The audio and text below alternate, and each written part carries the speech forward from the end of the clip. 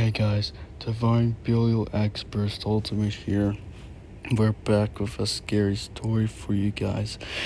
This time we'll be reading called the Black Spider. The Black Spider is a scary ghost story about a family in Ireland who rents a house where an old man once disappeared. It is inspired by an old Irish ghost story recorded by Henry de Very Foley.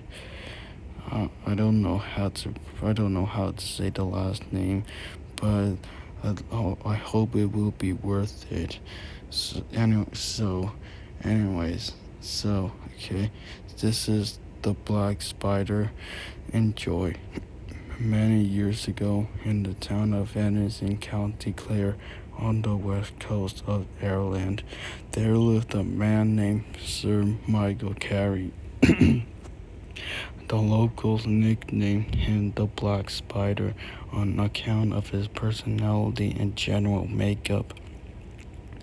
He lived all alone in Carey House, an old mansion on the outskirts of the town, and he seldom left his home or spoke to any of his neighbors. One dark night, there was a fierce storm that shook the windows and rattled the doors of every house in Ennis. The next morning, the Black Spider had disappeared and nobody knew what had happened to him. His house was simply abandoned and there was no trace of him to be found. Since he had no close family, the house was auctioned off to the highest bidder to pay off the old man's debts. The locals were a superstitious, God-fearing bunch, and soon wild rumors began to spread throughout the town. According to the legend, that dark and stormy night, the devil had come to Ennis and spirited the old man away, leaving neither hide nor hair of him behind. The abandoned Carey house gained a fearful reputation, and many people believed it was haunted by the ghost of the Black Spider.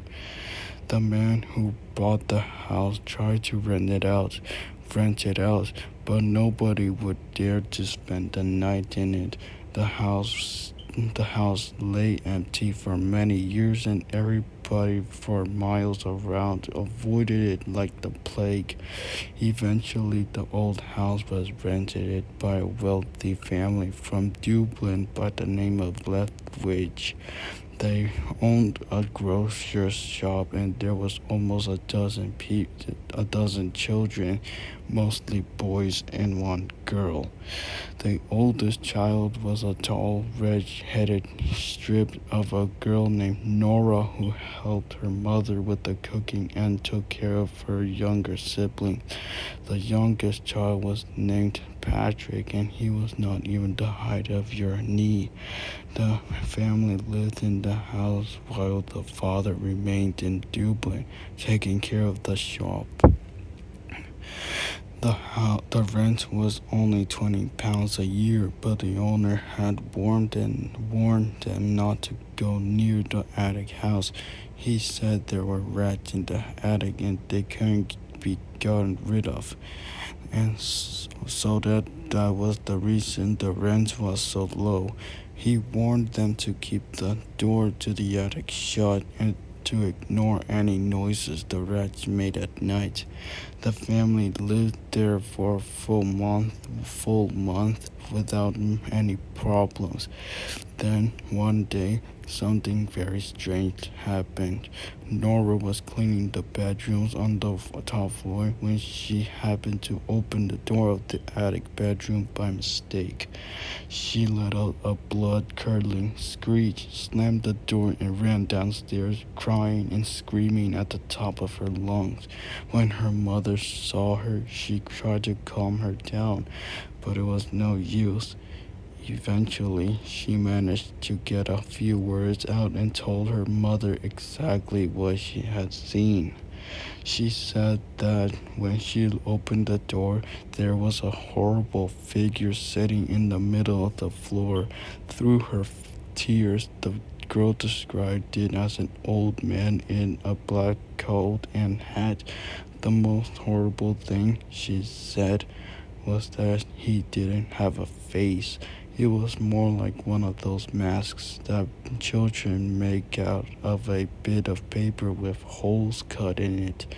The other children didn't believe her and her children and the other children didn't believe her, and her mother told them all it must have been a rat she saw.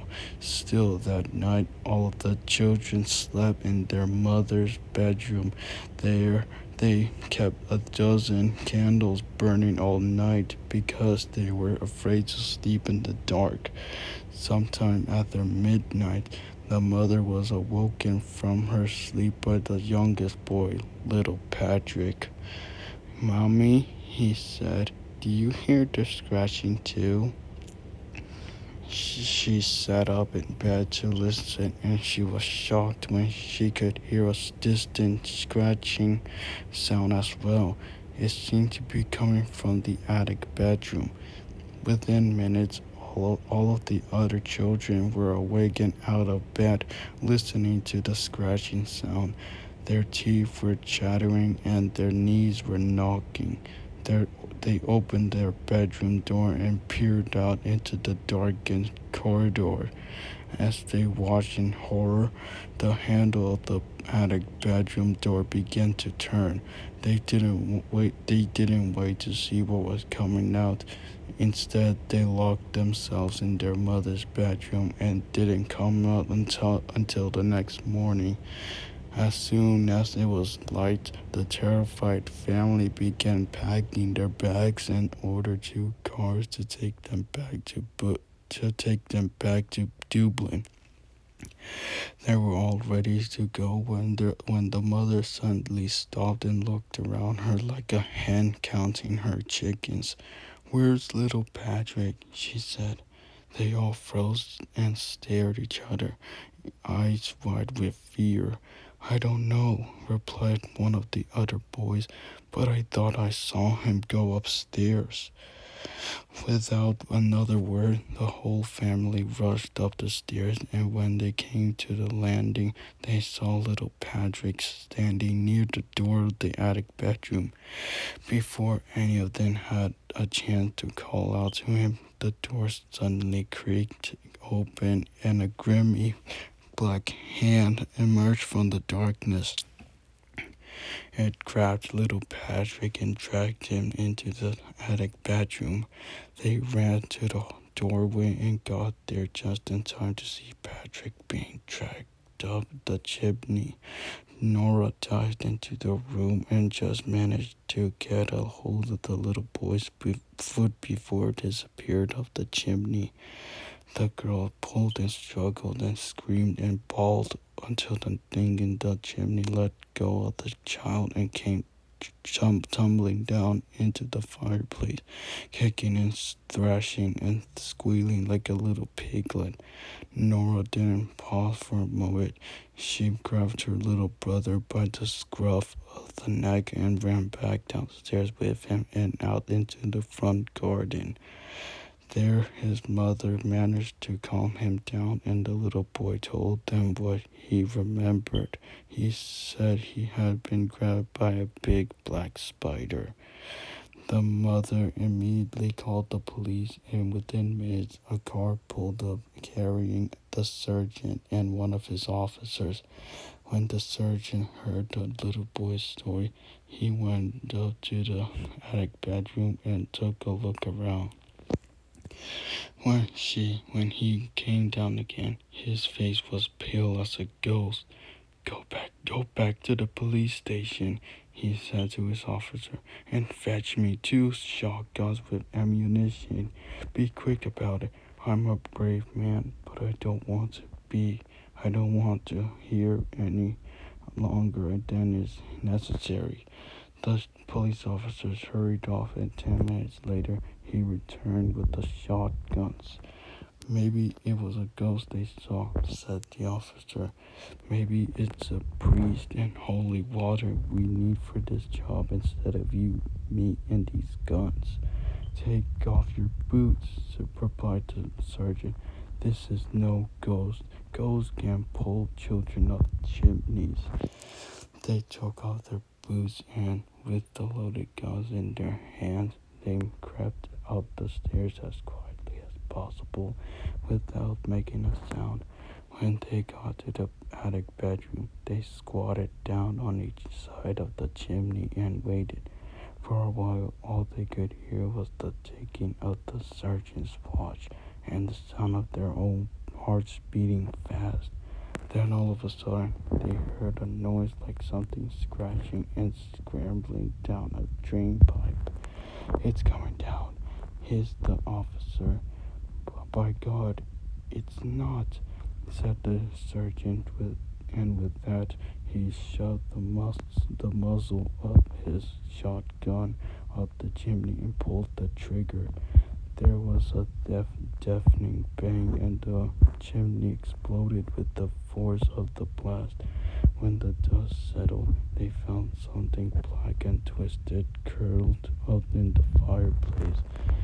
When they hauled it out and stretched it out on the floor, it looked like it was an old man, or at least something that had once been an old man, but it had the arms and legs of a spider and a horrendous face that didn't look like it had ever been human. There it lay on the floor, as dead as a doornail, with a hole in its chest the size of a man's fist. But the strangest thing of all was that there wasn't a drop of blood to be found anywhere. "Cover that wretched face," said the surgeon, and they threw a blanket over it so they didn't have to look at it a moment longer. Later, when they took that chimney apart, they found a little hidden room behind it, all littered with the bones of rats and birds' feathers.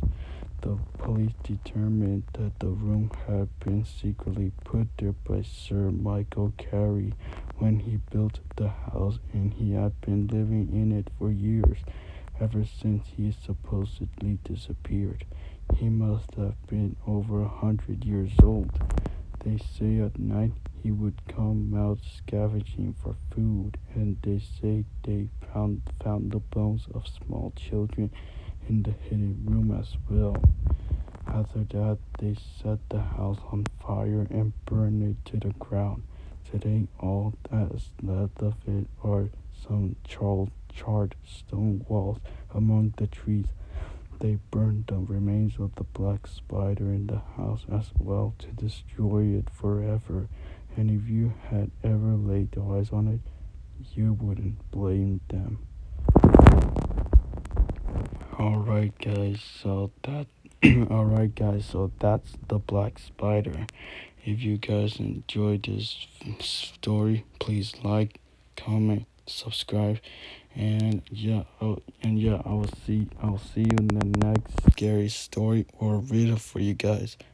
Bye.